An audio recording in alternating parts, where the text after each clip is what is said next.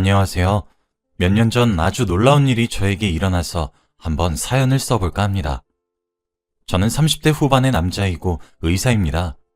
오늘 들려드릴 이야기는 제가 의대를 다니는 동안 있었던 이야기인데요. 지금 생각해보면 정말 저에게 천사가 왔다 갔나 싶은 생각이 저절로 납니다. 우선 저는 시골에서 태어나고 자랐어요. 정말 건물 하나 없고 할머니, 할아버지들만 있는 주택만 있었죠. 저는 그곳에서 혼자만 어린아이였고 할머니, 할아버지들의 예쁨만 받고 살아가는 사람이었습니다. 동네 어르신들은 저를 다 알고 계셨고 저는 매일 재롱을 부리는 귀여운 소년이었죠. 학교도 하나밖에 없었는데 거기는 학급수도 적었고 친구들도 많이 없어서 다 아는 사람들이었어요. 저는 한 번도 서울 같은 도시로 놀러를 가본 적이 없고 저희 동네를 벗어나면 낯선 곳에서 적응을 잘 못했기 때문에 항상 저희 동네 안에 있었습니다. 그런데 제가 한번 저희 동네를 드디어 벗어나야겠다고 생각한 적이 있어요. 제가 바로 의사를 꿈꾸기 시작하면서부터입니다. 초등학생 때까지는 그래도 하루 종일 놀기만 했는데 중학생이 되고 진로에 대해 고민을 하니 의사가 되고 싶더라고요. 사실 저희 아버지가 몸이 많이 편찮으신데 아버지 같은 아픈 사람을 치료해 줄 수 있는 의사가 되고 싶었습니다. 그리고 의사가 되기 위해서 공부를 열심히 했고 나름 저희 동네에서는 제가 공부를 제일 잘했어요. 저희 동네는 TV도 없고 휴대폰도 없는 아주 시골이라서 아무것도 모른 채 저는 세상에서 제가 제일 공부를 잘하는 줄 알았습니다. 아무튼 의사가 되려면 고등학교는 좋은 곳으로 진학을 해야 했어요. 저는 학비가 걱정이 되어서 부모님께 말씀드리는 걸 망설이고 있었지만 어머니와 아버지는 우리 아들 하고 싶은 거 다 지원해 줄게 라고 하시면서 저를 서울로 보내주셨습니다. 나이 30이 넘어도 그 시절 서울에 처음 왔을 때의 충격은 아직도 생생합니다. 건물은 하늘을 찌를 것처럼 아주 높았고 사람들도 너무 많고 교통도 혼잡했죠. 정말 정신이 없었고 당장이라도 고향에 내려가고 싶었습니다.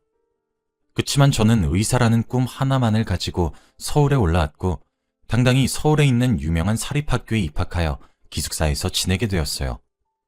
저는 시골에서 올라와서 그런지 친구들이 항상 휴대폰이라는 걸 가지고 있더라고요. 그게 뭐 할 때 쓰는 물건인지 물어보니까 친구들은 다 저를 이상한 눈빛으로 쳐다봤고 조금씩 멀어져 갔습니다. 친구들과 친해지려고 처음에는 제가 다가가보고 노력도 했지만 이미 친구들은 유치원 때부터 친하게 지낸 사이더라고요. 그리고 하다못해 부모님들까지도 다 친했습니다. 무엇보다 친구들은 제가 시골에서 온 사실이 드러나자 하나같이 저를 멀리했습니다. 냄새난다, 촌스럽다 하면서 제 주위에는 아무도 오지 않았고 말도 섞지 않았죠. 솔직히 저도 그 친구들이 하는 말을 다 이해하지 못했고 다 제가 못 알아듣는 말을 했기에 대화를 안 나누는 게 저도 편했어요. 그래서 할 것도 없으니 공부라도 하자 싶어 공부만 열심히 했죠. 그런데 친구들은 제가 공부하는 것도 가만히 두지 않았습니다. 제가 자리에 앉아서 책을 펴면 그 책을 가져가서 어딘가에 숨기기도 하면서 공부를 방해했죠. 그리고 늘 저한테 너 같은 시골에서 온 애가 우리를 이길 수 있을 것 같아? 너 우리가 하루 종일 놀고 먹을 것 같지? 웃기지 마. 우리는 너랑 다르게 어릴 때부터 영어로 외국인이랑 대화도 하고 하루 종일 골프, 테니스 같은 거 하면서 살았어. 너처럼 하루 종일 땅 따먹기 했던 애랑 우리는 차원이 다르다고. 너 같은 애가 우리 학교 졸업하면 우리 얼굴에 얼마나 먹칠하는 일인지 알지? 라고 했어요. 저는 그 말들을 듣고 처음에는 저와 다른 세상의 사람들이라고 놀랐어요. 하지만 애들이 그럴수록 더 저급하다는 것을 느꼈고 오히려 그런 애들과 같은 사람이 되면 안 된다는 생각에 공부를 더 열심히 한 것 같아요. 그렇게 자신감이 넘치는 아이들의 길을 눌러줘야겠다는 생각으로 고등학교를 들어가고 첫 중간고사에서 저는 당당히 1등을 했습니다. 정말 밤을 새가면서 코피가 터질 때까지 공부를 했어요. 애들은 저를 보고 놀라했고 그 후로 경쟁이 붙은 것 같습니다. 저는 그들을 경쟁 상대라고 생각하지 않았고 제 머릿속으로는 고향에 있을 부모님을 떠올리면서 의사가 되겠다는 생각 하나밖에 없었어요. 제가 그들을 무시하고 공부를 더 열심히 할수록 저를 괴롭히는 애들의 폭력 수준은 점점 커져갔고 저는 아랑곳하지 않았죠. 솔직히 많이 힘들고 당장이라도 부모님 곁에 가고 싶었지만 서울이라는 삭막한 도시에서 저 하나 못 지키면 아무것도 될 수 없다고 생각했기에 정말 피눈물 흘려가면서 참았습니다. 그리고 부모님께서 제가 학교에서 이런 일을 당하고 있다는 사실을 알게 되면 마음 아파하실 걸 알았기에 비밀로 했죠. 딱 3년만 참자는 생각으로 이를 악물었던 것 같아요. 저와 같은 의대를 희망하는 한 남학생도 있었는데 그 친구가 저를 제일 많이 괴롭혔어요. 같은 반에다가 같은 대학교를 지원하니 담임 선생님조차 저와 그 친구를 라이벌 관계로 만들어버리셨고 그 친구는 저 같은 시골 사람과 경쟁 상대가 된다는 걸 내키지 않아 했죠. 알고 보니 그 친구는 저와 다르게 서울에서 태어나고 자랐는데 무엇보다 저희 학교 이사장님의 아들이었습니다. 저희 학교는 사립고등학교였어서 이사장님이 계셨는데 나중에 알게 된 사실이지만 그 친구가 이사장님 아들이라고 하더라고요. 솔직히 좀 놀랐습니다. 이사장님은 자기 아들이 의대를 가길 원하셨고 저를 이기라고 그 친구한테 말했나 봐요. 근데 그 친구는 저를 이기지 못하니까 괴롭히면서라도 자신이 저보다 위에 있다는 걸 느끼고 싶었던 것 같고 저를 향한 물리적인 괴롭힘은 물론이고 악담도 자주 퍼부었죠. 저는 고등학교를 졸업할 때까지 휴대폰이 없었어요. 그래서 아이들과 연락도 하지 않았는데 그러다 보니 저는 항상 학교에서 직접적으로 그들에게 욕을 먹어야 했습니다. 야, 너희 동네에 할머니 할아버지밖에 없다면서? 그런 애가 의사가 될 수 있겠니? 너 서울에 있는 병원은 가봤어? 그냥 니네 고향에 있을 것이지 어딜 기어나. 그러면서 저한테 자퇴를 하라고 했습니다. 항상 그 친구는 2등이었고 제가 1등이었으니 제가 자퇴하면 그 친구가 1등이 되잖아요. 저는 단 한 번도 저를 괴롭혔던 애들보다 성적이 낮은 적이 없었고 반항도 한 적이 없습니다. 가끔씩 부모님을 뵈러 몇 시간 동안 기차를 타고 내려가면 정말 그렇게 편할 수가 없었어요. 아버지의 병은 점점 더 악화되는데 서울에 있는 큰 병원을 가기에는 몸이 따라주지 않으니 얼른 제가 의사가 되어 치료를 해드리고 싶었어요. 본가에 가면 항상 의사가 되고 싶다는 마음가짐을 가지고 다시 서울로 올라가는 것 같아요.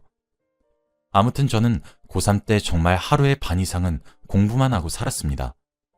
늘 아버지를 마음속에 새기며 공부를 하니 저는 떳떳하게 전교에서 1등으로 고등학교를 졸업했고 의대에 갈 수 있었어요. 제가 간 의대는 서울에서 제일 유명한 의대였고 전교 2등으로 졸업한 이사장 아들은 그 의대에 갈 수 없었습니다. 그렇게 저와 그 친구는 비슷하지만 다른 길을 가게 되었죠. 아마 많이 절망적이었나 봐요. 하루 종일 책상에 앉아서 멍만 때리던 기억이 아직까지 납니다. 저는 합격 통지서를 받자마자 고향으로 내려가서 부모님께 보여드리니 두 분 다 우시더라고요. 아들 하나는 정말 잘 나왔다면서 수고했다고 안아주시는데 효도한다는 기분을 그때 처음 느꼈습니다.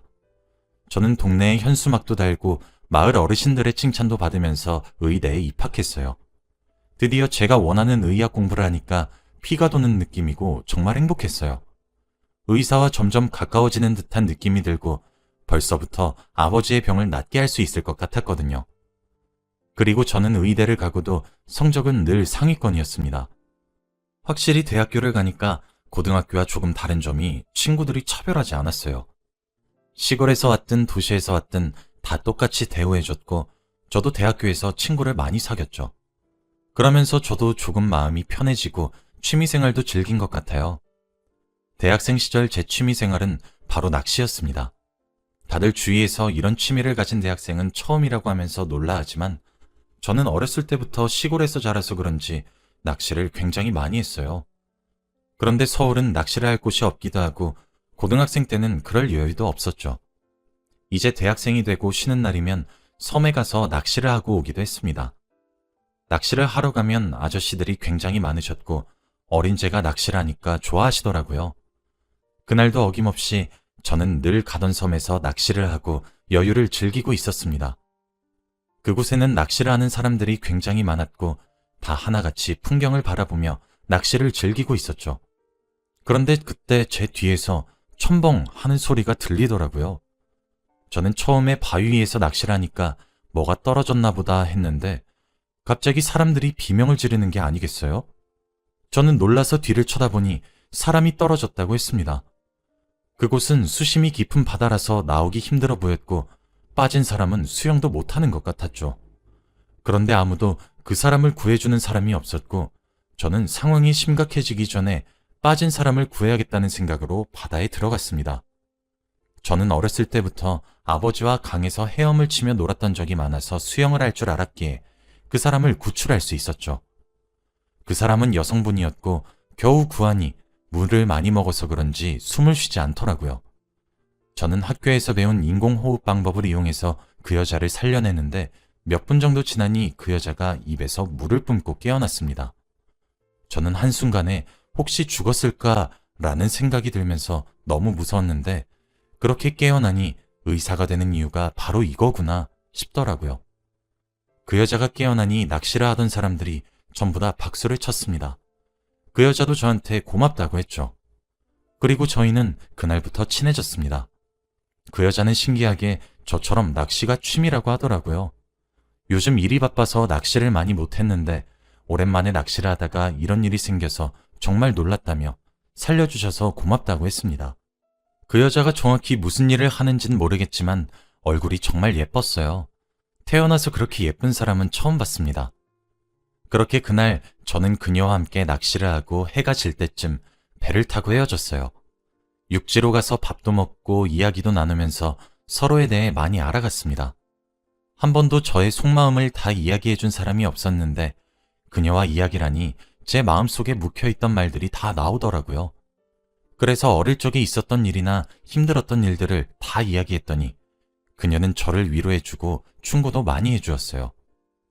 대학생 때도 저는 휴대폰이 있었기 때문에 그 여자와 전화번호를 주고받았고 저희는 헤어졌죠. 그리고 자주 연락하면서 만나기도 했고 특히 낚시를 많이 다녔습니다. 사람들도 없고 조용한 곳에 가서 낚시를 하니까 정말 좋더라고요. 그리고 제가 시골에서 살았던 것도 알아서 저희 부모님한테도 소개시켜드렸습니다. 그녀는 평생 서울에서 살아서 이런 정겨운 시골에서 살고 싶다고 말했고 일이 끝나면 바로 시골로 내려가서 살 거라고 하더군요. 생긴 건 완전 도시 여자처럼 생겨서 시골의 분위기를 별로 안 좋아할 줄 알았지만 이렇게 좋아하니 고마웠습니다. 그녀와 같이 여행도 다니고 이야기도 많이 하다 보니까 저도 모르게 그녀가 좋아진 것 같아요. 그녀는 저를 친구로만 생각하고 있는 것 같았지만 저도 그러면 안 된다는 걸 알면서 제 마음을 감출 수 없더라고요. 그래도 제가 여기서 마음을 고백해버리면 그녀와 친구 사이도 되지 못할 것 같아서 참았습니다. 그렇게 한 몇 년 동안 친구로 지낸 것 같아요. 그동안 그녀는 일이 너무 많아졌다면서 저와 만나는 시간이 줄어들었고 저도 의대 공부 때문에 너무 바빠서 연락하기도 힘들었죠. 그래도 한 달에 한 번씩은 꼭 만나서 카페를 가거나 밥을 먹기도 했습니다. 그렇게 저희는 20대 후반이 된 것 같아요. 그런데 어느 날 제가 강의실에서 수업 전에 공부를 하고 있는데 갑자기 한 친구가 저를 부르더라고요. 그러면서 밖에 누군가 저를 기다린다고 했습니다. 저는 누군가 싶어서 나가보니 그녀가 서 있더라고요. 그래서 왜 왔냐고 물으니 그녀가 하는 말은 정말 충격적이었어요. 나 당분간 너 못 만나 라고 하더군요. 그러면서 저한테 그동안 고마웠다고 저를 꼭 안아주었습니다. 그곳에는 사람들이 많았는데 다들 저와 그녀를 보고 뭐야? 이러면서 그녀의 이름을 막 말하는 거 있죠. 저는 그녀의 이름을 이 사람들이 어떻게 알지 싶으면서 당황스러워하고 있는데 그녀는 저에게 그때 구해줘서 너무 고맙다고 말해주었고 저한테 편지 한 장을 준 뒤 자리를 떠났습니다. 친구들은 저에게 다가와서 그녀와 제가 무슨 사이냐고 묻더라고요. 저는 그 친구들에게 너희는 걔 이름 어떻게 아는데? 라고 물었죠. 그런데 애들은 당황하는 듯 했죠. 너 저 사람 누군지 몰라? 무슨 소리야? 쟤 내 친구야. 아니, 너 TV 안 봐? 응, 안 보는데. 아니, 저 사람 요즘 엄청 유명한 배우잖아. 저는 친구의 말을 듣고 엄청 놀랐어요. 그녀가 유명한 배우라니. 저는 TV도 보지 않고 드라마나 영화에 아무런 관심이 없어서 몰랐습니다.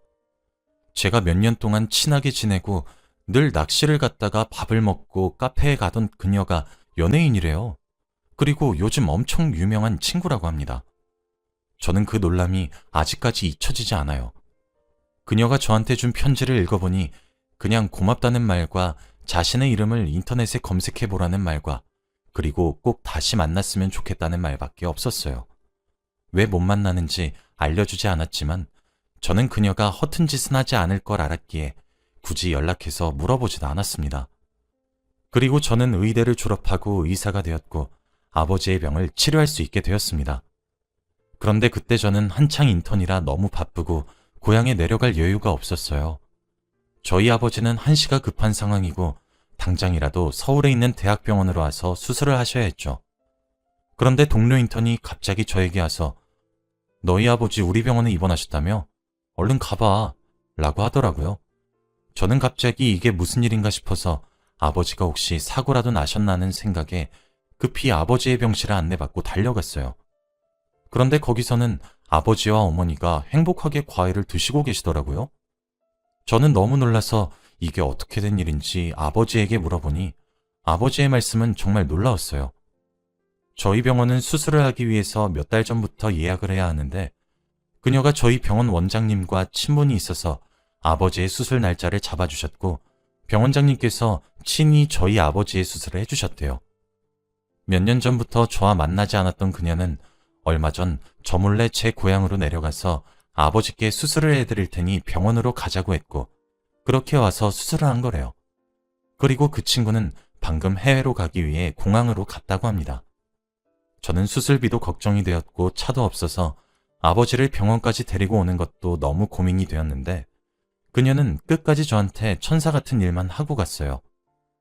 그리고 나중에 알게 된 사실이 그녀가 많이 아팠다는 겁니다. 아버지와 어머니가 그녀를 제일 최근에 본 사람이니 그대로였냐고 물어봤어요. 저는 몇 년 전부터 본 적이 없으니 궁금했거든요. 그런데 아버지와 어머니는 말을 망설이는 듯한 눈빛을 주고받다가 결국 한숨을 쉬시더군요. 그러면서 이건 너한테 말하지 말라고 했는데 라고 하며 고민을 하다가 말씀해 주셨습니다. 그녀는 많이 아프다고 하더라고요. 한국에 있으면 자신의 사생활이 다 노출되는 게 싫어서 미국으로 가는 거라고. 너한테 못 만나고 한 뒤로 몇 년 동안 치료를 받았다가 이제 외국으로 가서 쉬고 싶대. 너 걱정할까봐 일부러 너한테 말 안 했으니 우리한테도 말하지 말라고 하더구나. 그 말을 들으니까 정말 미안하더라고요. 저는 그녀한테 받기만 하고 있었고 막상 준 게 없는데 생각해보면 정말 그녀는 저한테 퍼주기만 했어요.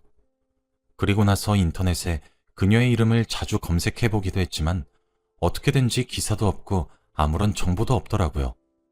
지금 생각해보면 정말 천사가 왔다 갔나 싶습니다.